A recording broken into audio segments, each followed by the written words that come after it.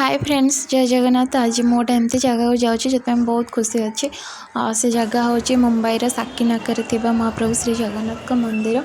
तो ओडिशा बाहर बहुत दिन पर मुझे दर्शन करी।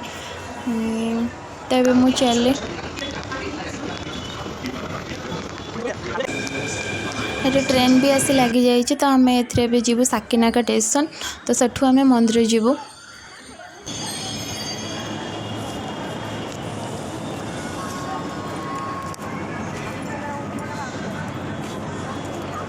एबे आसी आम पहुँच गलु स्टेशन रे। आठ देखु ये ओडिया रे बोर्ड मराही मंदिर जावाई रास्ता। तो ये स्टेशन पाखु कि बाट गलापर मंदिर आसीज। तो आम आसी मंदिर में पहुँची गलु।